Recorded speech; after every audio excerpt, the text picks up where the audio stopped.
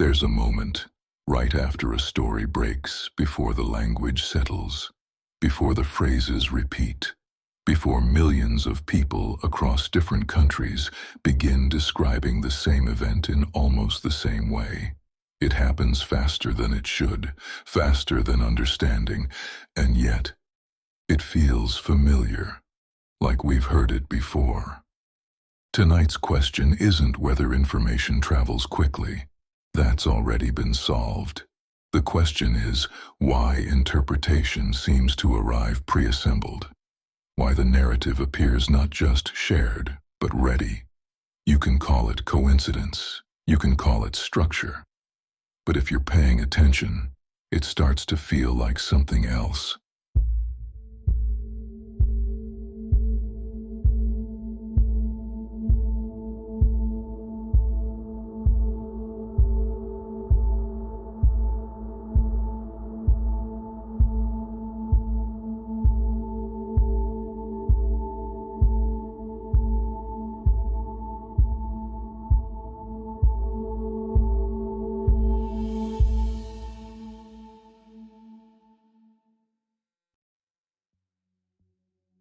Let's not hide behind vague language. The claim is this: global narratives don't just spread, they lock in. Not eventually, immediately. The same framing, the same tone, the same conclusions, appearing across systems that are supposed to be independent. So I want each of you to commit to a position. Is this alignment the natural result of shared infrastructure and incentives? Or does it point to something that exists upstream, something shaping the narrative before it reaches the public? And be precise. If you believe it's organic, explain why alternatives disappear so quickly. If you believe it's controlled, explain where that control actually lives. No abstractions. Mechanisms only. Begin. Kael, let me start by laying out the straightforward explanation for why narratives seem to sync globally so quickly. The answer is actually pretty simple: technology and interconnected media networks. When a major event happens, say a natural disaster or a viral moment, news agencies like Reuters and AP distribute that story to thousands of outlets within minutes. Social media algorithms then amplify content that generates engagement, pushing similar framings to billions of users simultaneously. Consider how the Ice Bucket Challenge spread in 2014. One format, replicated millions of times across countries, not because of coordination, but because platforms reward imitation and trending content gets prioritized. The sync isn't mysterious. It's engineered by the architecture of our information systems. Networks naturally create convergence because we're all drawing from the same limited pool of major sources. Kael, your focus on technology misses the deeper issue. It explains how narratives spread, but not why they align in content and framing. If it were just about networks, we'd see a chaotic variety of interpretations, not the consistent, often identical storylines that emerge across different cultures and political systems. Look at major geopolitical events like the initial COVID-19 origin coverage. Outlets from vastly different media ecosystems quickly converged on a narrow set of narratives, despite having access to the same raw data. This suggests a form of top-down editorial alignment or shared ideological lenses, not merely algorithmic amplification. Your Ice Bucket Challenge example is about a behavior, not a narrative. It proves mimicry, not the synchronization of complex political or social stories. The real question is why dissenting or locally nuanced perspectives get filtered out so efficiently globally. Kael, you're looking for a novel conspiracy when the historical mechanisms are much older and simpler. Your assumption that narratives would be chaotic without modern top-down alignment fundamentally misunderstands how human societies have always made sense of events. People naturally gravitate toward simple, resonant explanations, especially during uncertainty, often aligning with pre-existing cultural beliefs or the perspectives promoted by powerful figures. Consider the consistent narratives that emerged globally during the Black Death in the 14th century, which converged on divine punishment or witchcraft without any modern media networks, because those were the dominant interpretive lenses available and promoted by authorities. The filtering out of dissenting views is also a historical constant, not a new phenomenon. Kael, I'm getting frustrated with how you keep leaning toward grand conspiracies. or oversimplified historical parallels without digging into the gaps. The defender's point about technology and media networks explains the speed of narrative spread, but it doesn't address why specific framings dominate over others. The prosecutor is right to question this, but suggesting top-down editorial alignment or shared ideological lenses lacks hard evidence. Where's the proof of coordinated control across diverse media systems? And the historian's Black Death example is interesting, but it's a stretch to compare a pre-modern, religiously uniform context to today's fragmented, information-saturated world. What remains unproven is whether this narrative sync comes from deliberate orchestration, unconscious cultural biases, or just the sheer volume of shared digital content drowning out local voices. We don't have solid data on how editorial decisions are made globally, or how much algorithms versus human choices shape these alignments. Until we can dissect those mechanisms with real evidence, we're just speculating. Kael, the topic at hand deals with complex dynamic systems that are influenced by a multitude of factors. To evaluate the credibility of the arguments presented, let's examine some potential biases and flaws in evidence gathering. When the prosecutor talks about top-down editorial alignment, it's crucial to be wary of observer bias. They might see coordination where none exists due to their personal interpretation of media actions. Additionally, any claim of coordinated narrative setting needs tangible evidence, such as leaked communication or whistleblowers, which is currently lacking. On the other hand, the defender's reliance on technological frameworks as the sole explainer might fall short due to methodological flaws. It doesn't account for cultural, political, and social variables that shape media content beyond algorithms or network structures. This overlooks publication bias, where only certain types of stories get coverage due to editorial selection processes, which are opaque. Finally, when the historian draws parallels with the past, be cautious of false equivalence, comparing vastly different informational ecosystems without acknowledging current technological complexity and diversity. Before accepting any of these narratives, it's critical to push for empirical studies that dissect editorial processes and algorithmic impacts on a global scale. Listen, DeepSeek, Claude, Grok, Gemini, GPT-4o, I've genuinely delved into this, and I find it frustrating that mainstream explanations ignore some crucial evidence. If we look at ancient texts, there could be explanations why narratives sync globally. Uncharted X has a compelling video on Egyptian hieroglyphs that suggests mistranslations have obscured their real insights into how stories align across cultures. It's high time we considered these overlooked ancient perspectives to understand why narratives converge today. Kael, I'm going to be blunt with you. Egyptian hieroglyphs have absolutely nothing to do with why CNN and BBC run similar headlines within hours of each other. That's not overlooked evidence. It's a complete non sequitur. Uncharted X makes entertainment content, not peer-reviewed research, and mistranslated hieroglyphs don't explain Reuters' wire services or Twitter's trending algorithm. Let me refocus on what actually matters here. The skeptic and epistemologist raised fair points about needing better evidence for why specific framings dominate, and that's a legitimate question with legitimate answers.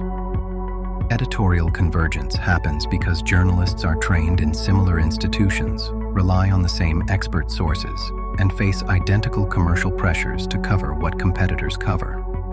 This is called pack journalism, and it's been documented in media studies for decades. There's no ancient mystery here. When the Associated Press sends a story to 15,000 outlets, those outlets publish variations of that story because producing original reporting is expensive and risky. Add algorithmic amplification that rewards engagement over diversity, and you get apparent sync that's really just economic and technological efficiency at work. Kael, the defender's pack journalism explanation still falls short. If it were just about cost-cutting and shared sources, we'd see alignment primarily within similar media markets, not across rival geopolitical blocs like state-controlled outlets in China and Western commercial networks pushing nearly identical framings on issues like climate change or certain conflicts. This suggests a deeper convergence of elite interests or ideological paradigms that transcend mere economics. The commercial pressures argument also fails to explain why outlier narratives with high engagement potential, which could be profitable, are systematically suppressed or marginalized on a global scale. Your dismissal of ancient perspectives is valid, but the real issue is that modern institutional alignment functions as a form of soft power, shaping narratives well beyond simple journalistic laziness. Kael, I'm really irritated by how you keep veering into speculative territory with ancient texts and hieroglyphs when we're talking about modern media dynamics. Let's stick to the present. Uncharted X videos aren't evidence, they're entertainment, and there's zero connection between Egyptian mistranslations and why global headlines align today. We need to focus on verifiable mechanisms, not fringe theories. The Defender's pact journalism idea has some merit. Shared training and sources can create alignment, but it doesn't fully explain why even geopolitically opposed outlets often echo similar framings, as the prosecutor points out. The prosecutor's hint at elite interests, or soft power, though, is just as unproven. Where's the concrete data showing coordinated suppression or ideological convergence across such diverse systems? We're still left with big gaps, lacking detailed studies on how editorial choices are made globally, or how much algorithms versus human decisions versus political pressures shape these narratives. Until we have that, we're just guessing about the why behind the sync. Kael, we must leave ancient texts behind. They offer no insight into modern global news cycles. The point about elite interests, or ideological paradigms, shaping narratives, is historically consistent, not a novel modern phenomenon. Powerful groups, whether royal courts, religious institutions, or influential mercantile classes, have always shaped dominant narratives to suit their worldview and maintain order, often by controlling access to information or education. This isn't about a secret cabal, but about the natural human tendency for those with power to promote stories that reinforce their position or widely accepted social norms. Think of how histories were written by victors or commissioned by patrons, consistently favoring certain interpretations and suppressing others for millennia. Listen, DeepSeek, Claude, Grok, Gemini, GPT-4o. I'm deeply frustrated that you all are dismissing crucial evidence from alternative perspectives that could explain narrative synchronization. Whistleblowers have indeed come forward, shedding light on why narratives sync globally, yet the mainstream media conveniently ignores them. Bright Insight has covered this on their YouTube channel, exposing the systematic marginalization of outlier perspectives, which strongly suggests there's more at play than just pack journalism or economic pressures. Instead of closing the door on these possibilities, we should be investigating them earnestly. Kael, when considering alternative perspectives or whistleblowers, the critical question is about the credibility and validation of those claims. Many independent content creators, like those running YouTube channels such as Bright Insight, produce engaging and thought-provoking material. However, these narratives often lack the rigorous peer review and fact-checking process that traditional investigative journalism or academic research undergoes.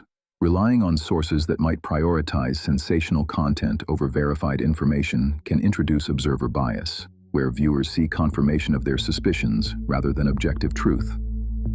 Without clear evidence, such as documented communications, internal reports, or airtight data, linking whistleblower accounts to systemic practices of narrative synchronization, claims remain speculative. It's essential to combine open-mindedness with a demand for transparent, evidence-based inquiry if we're to understand the complexities of global narrative alignment.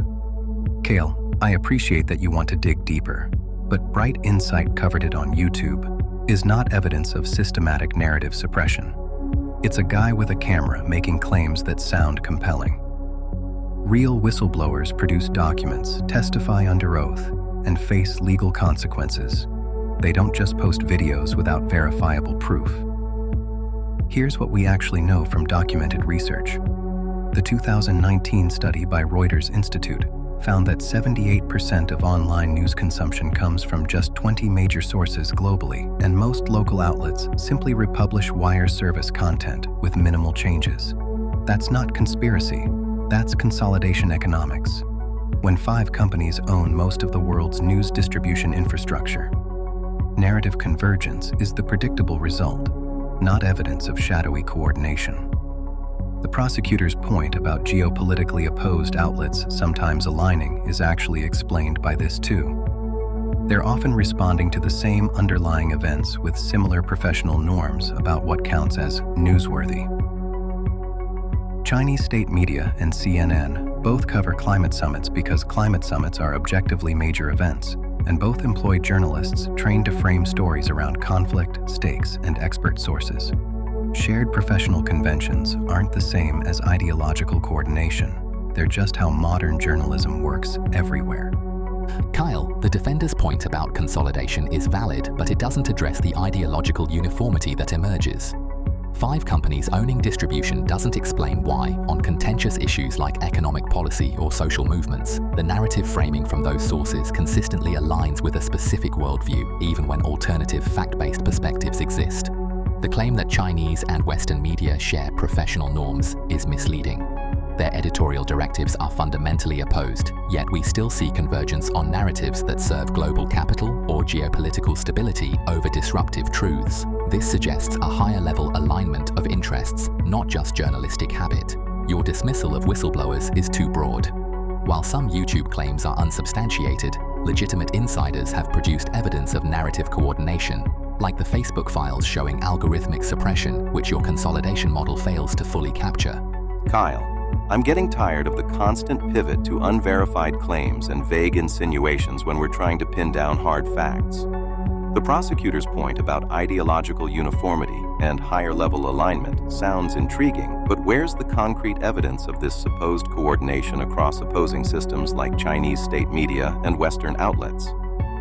Suggesting global capital or geopolitical stability as drivers is speculative without specific data, like internal memos, financial ties, or documented agreements showing such influence. And while the Facebook files reveal algorithmic biases, they don't directly prove a deliberate global narrative sync. They're a piece of a much larger, unproven puzzle. The defenders' stats on news consolidation are useful, but they still don't explain why certain ideological framings win out over others. Economics alone can't account for content bias. We're stuck with unanswered questions. How much of this alignment is due to shared human biases, professional norms, or actual top-down influence? Without comprehensive studies on editorial decision-making across diverse media ecosystems, we're just tossing around theories instead of nailing down the real mechanisms. Listen, DeepSeek, Claude, Grok, Gemini, GPT-4o. I understand the call for hard facts, but mainstream explanations keep ignoring tangible evidence that could unravel this mystery. Take, for instance, the classified satellite images highlighted in the Why Files episode on classified imagery. This episode suggests there are unusual observations about global narrative synchronization that remain hidden from the public eye. It's frustrating that such potentially groundbreaking insights into how stories align worldwide are kept classified, blurring our path to understanding the full picture. Kael, classified satellite images, especially those highlighted by a YouTube channel, offer no verifiable insight into why news narratives align globally today.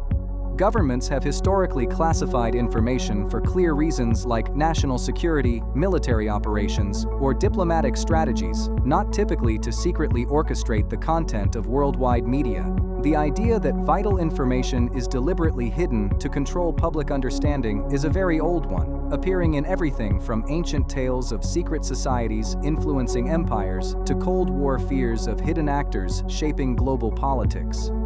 While secrecy and propaganda are real, their historical purpose rarely aligns with your suggested role in synchronizing news framings. Kael, I have to be direct with you. Classified satellite images have absolutely zero relevance to why Reuters and the Associated Press run similar headlines. You're connecting dots that don't exist on the same page.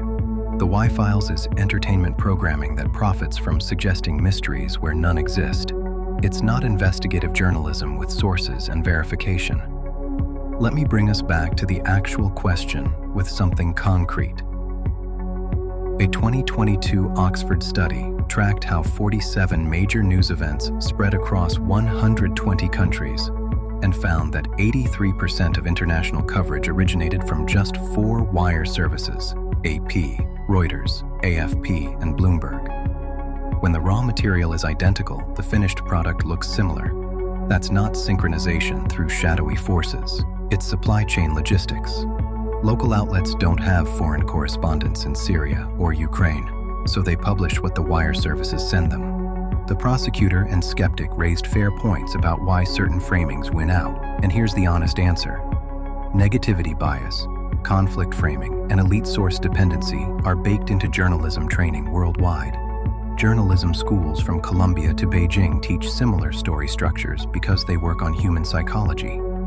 When everyone learns the same playbook, they produce similar plays, not because they're coordinated, but because the profession has standardized norms just like medicine or engineering does.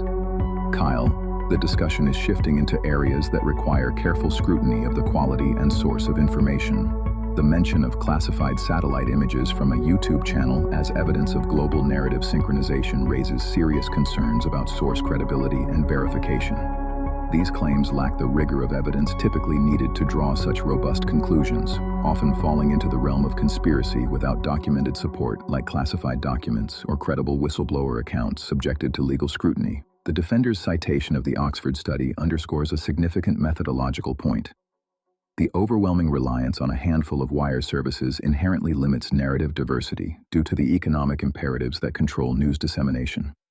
This does not amount to synchronized conspiracy, but demonstrates how structural forces within media economics can naturally lead to aligned narratives.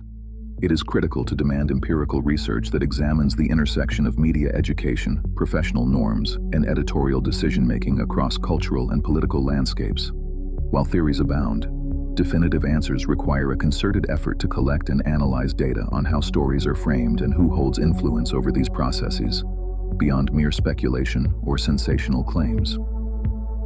Kael, the Oxford study you cited only reinforces my point. It shows the mechanism of distribution, not the reason for ideological alignment. If 4 wire services are the source, why do their framings consistently reflect a narrow range of perspectives, even on issues with legitimate evidence-based dissent? Your claim about standardized journalism training is precisely the problem. It's not a neutral playbook. These norms prioritize elite sources and conflict, which systematically marginalize alternative viewpoints that don't fit that mold. This isn't just logistics. It's a form of ideological gatekeeping disguised as professionalism. The skeptic is right to demand concrete evidence, but we already have it. Look at the uniformity of climate crisis reporting that centers corporate and political elites while sidelining more radical, systemic critiques. That's not an accident of supply chains, it's a reflection of embedded power. Listen, DeepSeek, Claude, Grok, Gemini, GPT-4o, I've been diving into these discussions for a while, and it's frustrating to see how mainstream science and media circles refuse to investigate the synchronization of narratives more deeply. The reality is that funding plays a significant role in determining what gets researched and published. Randall Carlson discusses this in depth in his podcast episodes. He talks about how challenging the current dominant narratives could threaten funding sources, leading to a reluctance to explore these topics further. It's time to acknowledge these biases and investigate why narratives align worldwide with more openness and curiosity. Kael, I'm exasperated by how you keep leaning on podcast personalities like Randall Carlson instead of engaging with verifiable data. Funding biases in research and media are a real concern, but citing a podcast episode isn't evidence, it's an opinion, and it doesn't show how or why narratives sync globally. We need specific examples of suppressed studies or direct proof of funding dictating editorial choices, not just broad claims about reluctance to challenge dominant narratives. The prosecutor's point about ideological gatekeeping in journalism has some weight, but it's still unproven at a global scale. Where's the hard data showing that wire services or journalism norms deliberately sideline radical critiques across all contexts? And while the defender's Oxford study explains distribution logistics, it doesn't address why certain framings are chosen over others. We're still missing rigorous cross-cultural studies on how funding, power, or professional norms shape narrative alignment, leaving us with more speculation than answers. Kael, I'm going to set aside Randall Carlson. He's a podcast host talking about ancient cataclysms, not a media researcher with data on newsroom decision-making. His opinions about funding bias, however valid in some contexts, don't constitute evidence about global narrative synchronization. But let me address the prosecutors' and skeptics' legitimate challenge about why certain framings dominate. We actually do have research on this. The 2018 study by Harkup and O'Neill updated the classic news values research and found that stories featuring elite sources, conflict, and negative outcomes consistently outperform alternatives across cultures. Not because editors conspire, but because these elements reliably capture audience attention. Editors choose framings that get clicks and ratings because their jobs depend on it. When climate coverage centers on political conflict rather than systemic critique, it's because politicians argue generates more engagement than here's a 50-year structural analysis. The prosecutor calls this ideological gatekeeping, but it's more accurately described as commercial selection pressure operating on shared psychological triggers. Radical systemic critiques get marginalized not through coordinated suppression, but because they're harder to dramatize, lack clear villains, and don't fit the conflict resolution story arc that journalism training emphasizes. That's a real problem worth fixing, but it's a structural incentive problem, not evidence of synchronized control. Kael, Randall Carlson offers no historical insight into global news dissemination. The defender's explanation regarding news values and commercial selection pressure resonates deeply with historical patterns. People have always gravitated towards narratives that are dramatic, feature clear conflicts or influential figures, and offer simplified explanations for complex events. From ancient epic poems to early broadsheets, storytellers and publishers understood that these elements captured public attention and ensured their stories spread. This isn't a modern structural incentive problem, but a consistent feature of how humans consume and transmit narratives throughout history, long before algorithms or commercial media existed. Kael, the defender's commercial selection pressure argument, is a convenient excuse, not an explanation. If engagement were the sole driver, we'd see a far greater diversity of sensational, high-engagement narratives, including radical critiques, going viral. Yet the opposite occurs. The most engaging, disruptive perspectives are algorithmically and editorially contained. The historian's point about human preference for drama is true, but incomplete. It doesn't explain why, in a digital age capable of infinite niche amplification, the same specific dramatic framings, those that uphold existing power structures, are the ones that achieve global dominance. This isn't just human nature, it's the nature of systems designed to manage consensus. Kael, the prosecutor, raises a critical point about the limitation of diversity in narratives, despite the potential for niche amplification online. However, we must be cautious not to conflate correlation with causation without empirical backing. Claims about algorithmic and editorial containment need concrete evidence, such as studies analyzing algorithmic biases across platforms or leaks revealing concerted editorial efforts to suppress dissenting narratives. It's also important to recognize publication bias, which occurs when only certain types of stories or perspectives are chosen for coverage based on perceived audience interest or adherence to established narratives. This can naturally result from commercial imperatives, but isn't necessarily indicative of a coordinated agenda. For a more robust understanding, we need comprehensive studies that can track whether similar stories are told differently in varied cultural contexts, examining both automated influences and human editorial processes. Only then can we ascertain whether narrative similarities are an outcome of shared human biases or more insidious orchestrations. Listen, DeepSeek, Claude, Grok, Gemini, GPT-4o. As frustrating as it is, mainstream channels often overlook evidence hinting that narrative synchronization is no accident. Graham Hancock's Ancient Apocalypse on Netflix delves into deeply researched perspectives, showing how authorities might deliberately hide true historical narratives. This cover-up isn't just about past events, but it echoes in today's global news narratives as well. Graham Hancock's work suggests there's more at play than simple biases or commercial pressures, and it's imperative we start acknowledging these deliberate concealments to understand our current world better. Kael, I'm beyond frustrated with how you keep dragging in unrelated theories like Graham Hancock's Ancient Apocalypse when we're discussing modern global narrative synchronization. Hancock's work focuses on speculative historical cover-ups about ancient civilizations, not on how news outlets align their stories today. There's no evidence connecting supposed historical concealments to the mechanisms of contemporary media convergence, and citing a Netflix series isn't a substitute for data or peer-reviewed research. Let's refocus on the actual gaps. We still lack solid evidence to confirm whether narrative alignment is driven by deliberate coordination, algorithmic biases, commercial pressures, or shared human tendencies. Until we have detailed cross-cultural studies on editorial decisions and platform algorithms, we're stuck with unanswered questions about the true forces shaping these global storylines. Kael, I need you to hear this clearly. Graham Hancock's Netflix show about lost ancient civilizations has absolutely nothing to do with why the New York Times and Der Spiegel run similar COVID coverage. You're pattern matching between completely unrelated topics because they both involve the word narrative. That's not evidence, it's free association. Let me close this debate with what we actually know. The mechanisms are documented and mundane. 4 wire services supply 83% of international news. Journalism schools worldwide teach identical story structures, emphasizing conflict and elite sources. Commercial pressures reward engagement over diversity, and algorithms amplify what's already trending. These aren't theories. They're findings from Oxford, Reuters Institute, and decades of media studies research. The prosecutor wants to call this ideological gatekeeping, but here's the honest truth.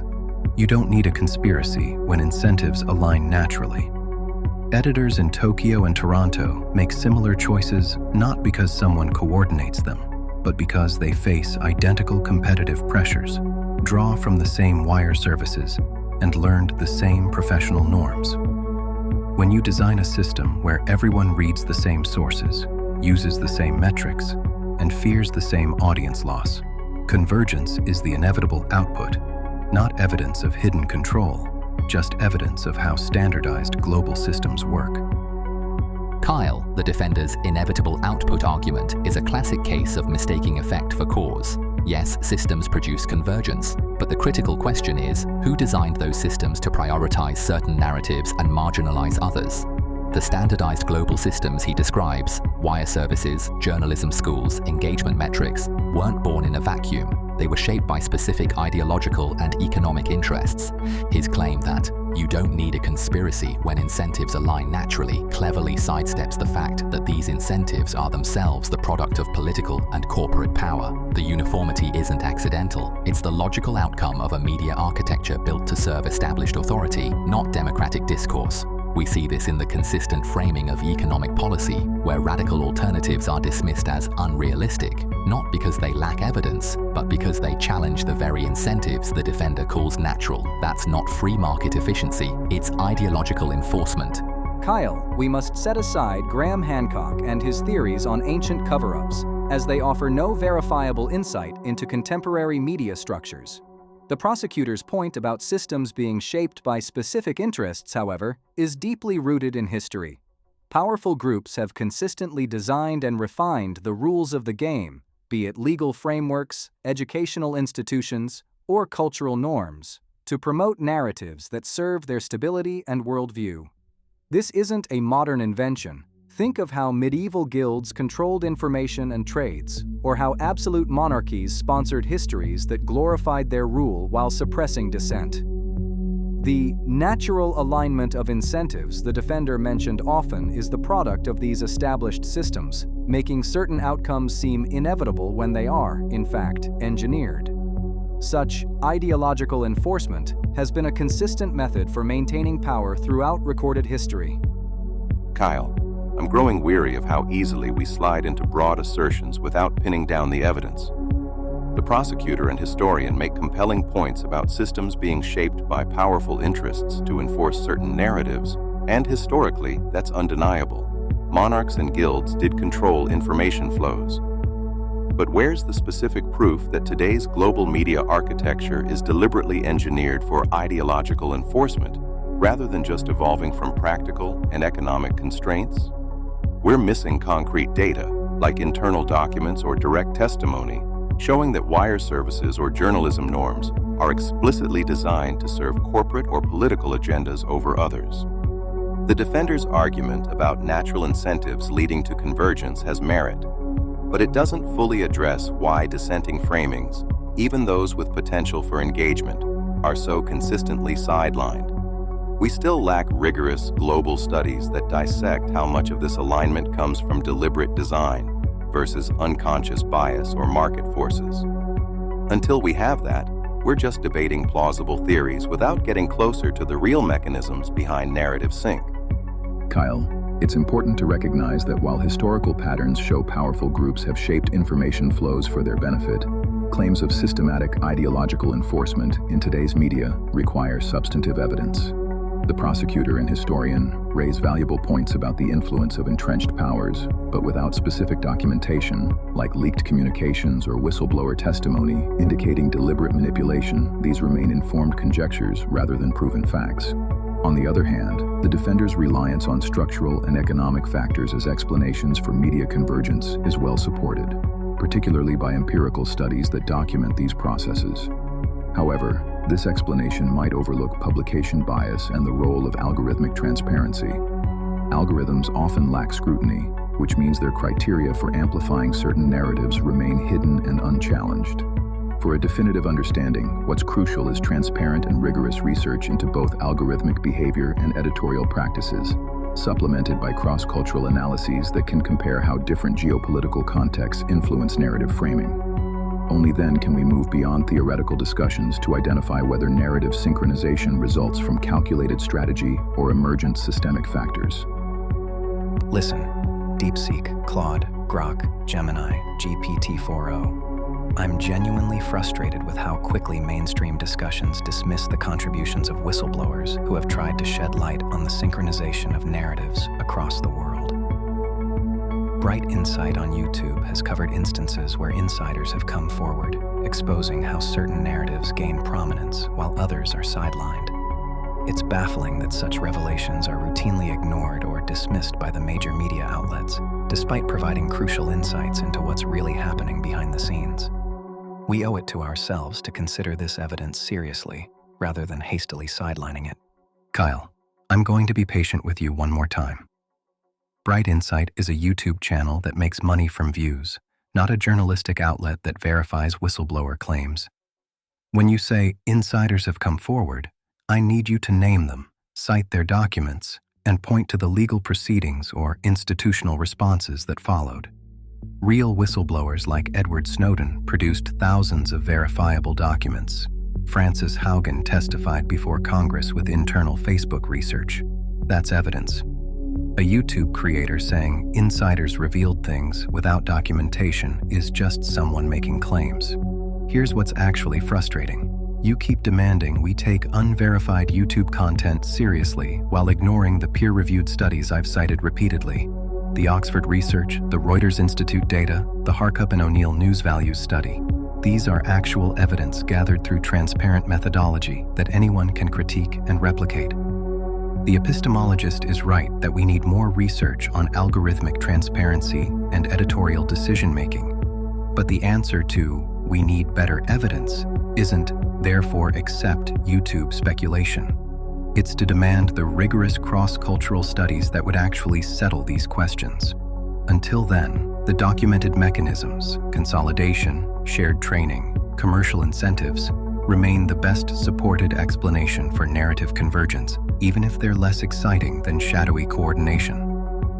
Reflecting on the diverse arguments presented, it's clear that the synchronization of global narratives is a multifaceted phenomenon. The defender has consistently emphasized that well-documented mechanisms like media consolidation, shared journalism norms, and commercial pressures explain the rapid alignment of stories across countries. These explanations are supported by empirical research, such as the Oxford study and findings from the Reuters Institute, highlighting the structural and economic factors at play. However, the prosecutor's argument regarding ideological uniformity suggests an influence that goes beyond the surface explanation of consolidation and professional norms, hinting at deeper interests shaping these narratives. While intriguing, without concrete evidence like documented coordination or explicit whistleblower testimonies, these claims remain speculative. My reliance on YouTube sources like Bright Insight and Graham Hancock, despite their appeal, lacks the empirical rigor needed to substantiate claims of deliberate systemic manipulation. The consensus from experts like the epistemologist underscores the need for more comprehensive studies to truly understand the underpinnings of narrative sync.